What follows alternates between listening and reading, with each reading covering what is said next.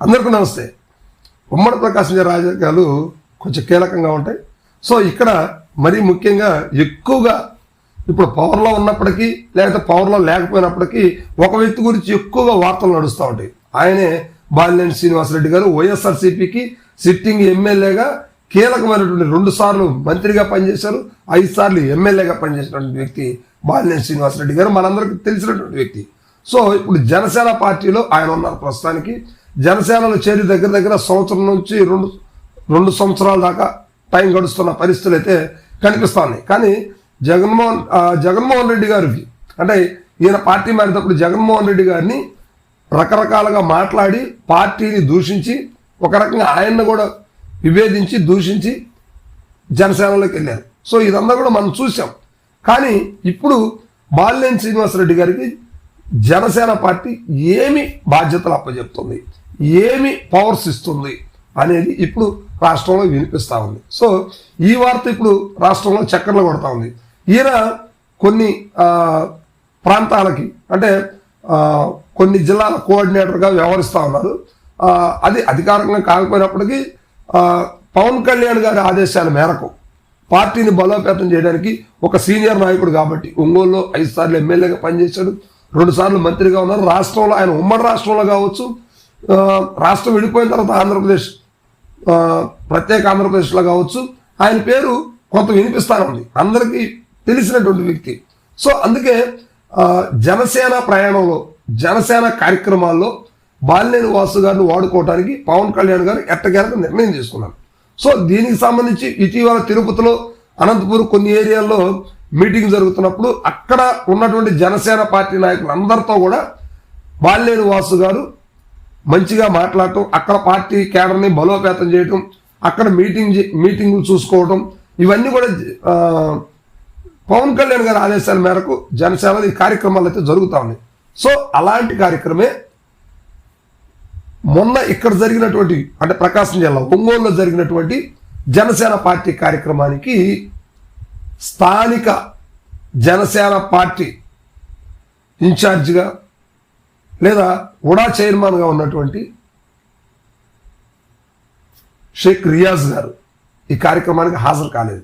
ఈయన గతంలో చిరంజీవి అభిమానిగా ఉన్నారు. తర్వాత పవన్ కళ్యాణ్కి ప్రకాశం జిల్లాలో ఎంతో కొంత ఓట్ బ్యాంకులు సాధించడానికి, మైనారిటీస్ ద్వారా ఓటును సాధించడానికి ఈయన ఫస్ట్ నుంచి కూడా పార్టీకి పనిచేస్తూ ఉన్నారు. సో అయితే ఇక్కడ మనం బాలినేని వాసు గారిని ఈయన్ని పోల్చడం అసలు సంబంధమే లేదు, పోల్చకూడదు. కానీ పరిస్థితులు అలాంటి పరిస్థితులు వచ్చాయి. ఇప్పుడు ఆయన 5 సార్లు ఎమ్మెల్యేగా ఉన్నారు, 2 సార్లు మంత్రిగా ఉన్నారు, సో 2 సార్లు ప్రతిపక్ష నేతగా కూడా ఉన్నారు.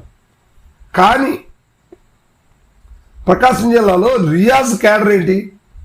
ఆయన ఇటీవల జనసేన పార్టీ వచ్చాక పబ్లిక్లో తెలిసింది. అదేవిధంగా ఉడా చైర్మన్ ఇచ్చాక ఇంకొంతమందికి తెలిసి ఉండొచ్చు. కానీ ఆయన ఒక్కసారి కూడా ఎమ్మెల్యేగా పనిచేయలేదు. ఎక్కడ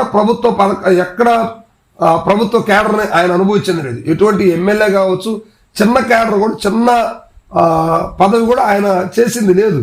కానీ ఇప్పుడు షేక్ రియాజ్ గారు వార్తల్లో నిలిచే పరిస్థితుంది. ఎందుకంటే ఇప్పుడు జనసేన రాష్ట్ర వ్యాప్తంగా కార్యక్రమాన్ని తన సొంత పార్టీని బలోపేతం చేసుకోవడం కోసం క్షేత్రస్థాయిలో అంటే ఫీల్డ్ వర్క్ చేయడానికి రాష్ట్ర వ్యాప్తంగా కూడా పవన్ కళ్యాణ్ గారు నిర్ణయించారు. అందులో భాగంగానే ఇప్పుడు ప్రతి జిల్లా విషయాల్లో కూడా మీటింగులు పెట్టడానికి అక్కడ ఉన్నటువంటి సీనియర్ నాయకులతోటి ఈ మీటింగ్ జరుగుతుంది. జనసేన కార్యకర్తలు, జనసేన సీనియర్ నాయకులు మొత్తం కూడా ఆ కార్యక్రమానికి హాజరవ్వాలి యాజ్ ద రూల్. అది అలా పవన్ కళ్యాణ్ గారు డిజైన్ చేశారు.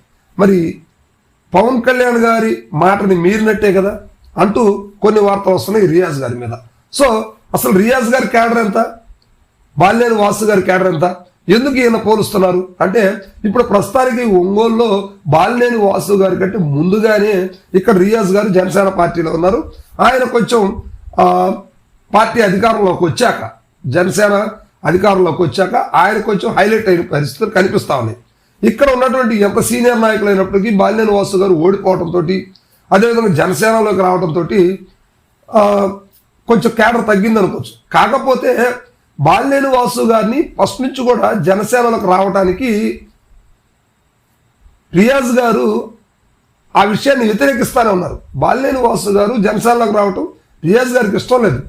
అంతెందుకు ఇండైరెక్ట్గా తెలుగుదేశం పార్టీలో ఉన్నటువంటి ప్రస్తుత ఎమ్మెల్యేగా ఉన్నటువంటి దామచర్ల జనార్దన్ గారికి కూడా ఇష్టం లేదు. సో అందుకే జనార్దన్ గారు రియాజ్ గారు కలిసి ఆ మీటింగ్కి జనార్దన్ గారు రియాజ్ గారిని వెళ్ళనివ్వలేదు అనే మాటలు అయితే వినిపిస్తా ఉన్నాయి.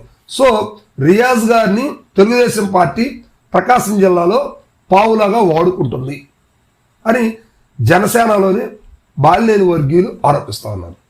మరి బాలినేని వాసు గారు ఆయన్ని గతంలో అంటే రియాజ్ గారు కూడా చైర్మన్ ఒంగోలు అర్బన్ డెవలప్మెంట్ చైర్మన్గా ప్రమాణ స్వీకారం కానీ ఆ కార్యక్రమానికి ఆయనకు ఆ పదవి ఇచ్చే సమయంలో వాసు గారి ఫోటో ఎక్కడా కూడా పెట్టలేదు. వాసు గారిని అసలు ఇన్వైట్ చేయలేదు. వాసు గారికి ఎటువంటి ఇన్ఫర్మేషన్ కూడా లేదు. సో అంతా తెలుగుదేశం కార్యకర్తలు జనసేన కార్యకర్తలు కలిసి కంబైన్డ్గా ఆ కార్యక్రమాన్ని నిర్వహించుకున్నారు. కానీ పార్టీలో సీనియర్ నాయకుడు, పార్టీ కొత్తగా వచ్చినప్పటికీ సీనియర్ నాయకులే కదా, అయినప్పటికి కూడా వాసు గారికి అవకాశం లేదు. కానీ నిన్న జరిగినటువంటి మీటింగ్లో రియాజ్ గారు రాకపోయినప్పటికీ, వచ్చినా రాకపోయినా పవన్ కళ్యాణ్ గారి ఆదేశాల మేరకు రియాజ్ గారి ఫోటోని కూడా వాసు ఫ్లెక్సీలో వేయించారు. సో బాలినేని గారి రాజకీయ చతురస్రం, రాజకీయ తెలివితేటలు అంటారు కదా, సో దాన్ని అక్కడ ఆయన చూపించారు. అంటే ఒక సీనియర్ పొలిటీషియన్ ఎలా ఉండాలో బాలినేని వాసు గారు చూపించారు. చిన్నపిల్లలాగా రాజకీయాలు చేయటం అనేది అక్కడ కనిపించలేదు. ఆయన హుందాతనాన్ని, ఆయన గొప్పతనాన్ని బాలినేని వాసు గారు అక్కడ ప్రకటించారు. సో అందుకే గతంలో ఏమైనా జరగని రియాజ్ గారు ఆయన ఫోటో వేయకపోవచ్చు, కానీ పవన్ కళ్యాణ్ గారి ఆదేశాలు, పార్టీ అధ్యక్షుల ఆదేశాల మేరకు అలాంటి కార్యక్రమం చేయాలి కదా. సో అలాగనే ఆయన రియాజ్ గారు ఫోటో కూడా వేశారు. కానీ రియాజ్ గారు వస్తానన్నారట, మధ్యలో దాకా వచ్చి కూడా మళ్ళీ ఎందుకు వెనక్కి వెళ్ళారో తెలియదంట. కానీ కొంతమంది ఏం చెప్తారంటే జనార్దన్ గారు వెళ్ళొద్దన్నారు, ఆయన్ని పార్టీలో నుంచి బయటికి పంపేంత వరకు మీరు ఆయనకి ఎటువంటి సపోర్ట్ చేయొద్దు అన్నారనే మాటలు అయితే వినిపిస్తాయి. సో ఇది అక్కడక్కడ ఇలాంటి మాటలు వినిపిస్తా ఉన్నాయి తెలుగుదేశం పార్టీ, అదేవిధంగా జనసేన నుంచి. కానీ బాలినేని వర్గం నుంచి మాత్రం ఎవరు వచ్చినా రాకపోయినా నెక్స్ట్ ఇక్కడ జనసేన పార్టీ బలపడుతుంది, ఇక్కడ బాలినేని వాసు గారు మాత్రమే పోటీ చేస్తారు అంటూ జనసేన కేడర్ అంటే బాలినేని వర్గీయులందరూ కూడా మాట్లాడుకుంటా ఉన్నారు. సో మొత్తం మీద మాత్రం ఇక్కడ పార్టీలు అయితే ఉన్నాయి, కానీ ఇక్కడ ఎట్టకేలకు పాత జనసేన అంటే రియాజ్ గారికి ఒక వర్గం ఉండొచ్చు, అదేవిధంగా స్థానిక ఎమ్మెల్యే జనార్దన్ గారు, వీరి హవానే నడుస్తుంది. కానీ బాలినేని వర్గీయుల హవా నడిచే పరిస్థితి కనిపించలేదు. అది నడవాలి అంటే ఖచ్చితంగా పవన్ కళ్యాణ్ గారు ఇక్కడికి వచ్చేసి అందరినీ కలిపి ఒక మీటింగ్ ఏర్పాటు చేస్తే తప్పితే ఓన్గా మీటింగ్ పెట్టుకుంటే ఎవరి దారి వాళ్ళదే, ఎవరికి వాళ్ళే యమునా తీరి అన్న రీతిగా ఇక్కడ ఒంగోలులో కథాకామేష్ నడుస్తూ ఉంది. సో మొత్తం మీద మాత్రం బాలినేని ఈ మీటింగ్కి జనసేన పార్టీకి సంబంధించి కీలకమైనటువంటి నేతని మిస్ అవడంతో కొంచెం ఈ వార్త రాష్ట్ర వ్యాప్తంగా హాట్ టాపిక్గా మారింది. మరి దీని మీద పవన్ కళ్యాణ్ గారు ఎలాంటి నిర్ణయం తీసుకుంటారు అనేది వెయిట్ చేసి చూడాల్సిన పరిస్థితి ఉంది. Thank you.